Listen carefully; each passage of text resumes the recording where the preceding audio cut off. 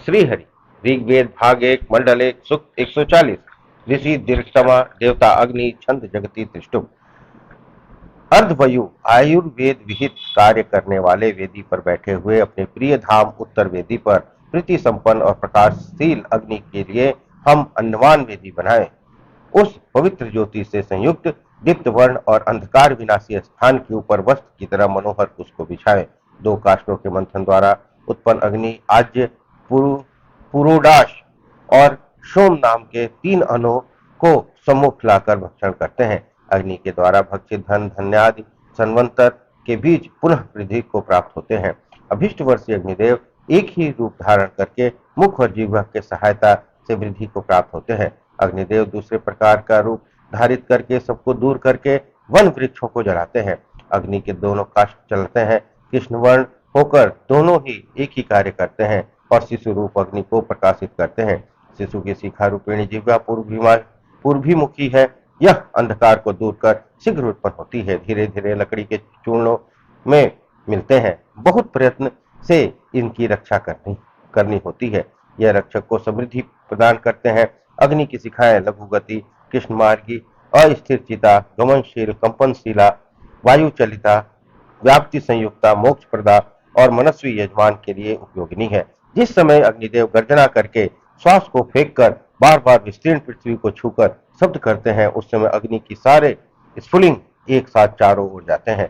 वे अंधकार को विनाश कर चारों ओर जाते और कृष्ण वर्ण मार्ग में उज्ज्वल कर प्रकाशित करते हैं। अग्निदेव पीली औषधियों को भूषित करके उनके बीच उतरते हैं। इस प्रकार से वृषभ अर्थात सांड गायों की ओर दौड़ता है, वैसे ही शब्द करते हुए अग्निदेव दौड़ते हैं। क्रमशः अधिक तेजस्वी होकर अपने शरीर को प्रकाशित करते हैं। दुर्धर्ष रूप धारण करके भयंकर पशु की तरह सिंह को घुमाते हैं। अग्निदेव कभी छिपकर कभी विराट होकर औषधियों को व्याप्त करते हैं।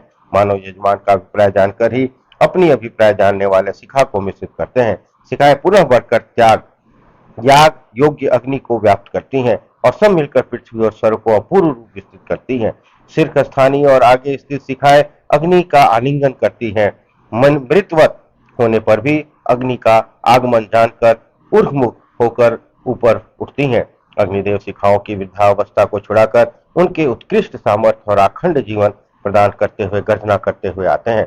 पृथ्वी माता के ऊपर के ढक्कन आदि को चाटते चाटते अग्नि प्रभुत्व शब्द करता प्राणियों के साथ वेग से गमन करते हैं। पाद विशिष्ट पशुओं को आहार देते हैं।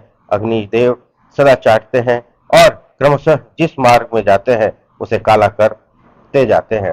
हे अग्निदेव, हमारे धनाढ्य घरों को अपनी ज्वालाओं से प्रकाशित करें।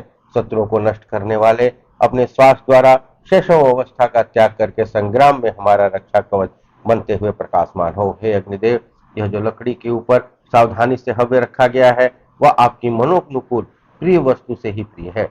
आपके शरीर की शिखा से जो निर्मल और दीप्त तेज निकलता है उसके साथ आप हमें रत्न प्रदान करें। हे अग्निदेव, आप हमारे घर में सदस्यों और वीरों को इस प्रकार की यज्ञ रूप नौका प्रदत्त करें जो हमें संसार सागर को पार उतार सके और सुखों से संपन्न करें। हे अग्निदेव, हमारे स्तोत्र आपकी प्रार्थना करने वाले हैं। आकाश, पृथ्वी और अपने आप प्रवाहित होने वाले सभी नदियों हमें अन्नादि प्रदान करें।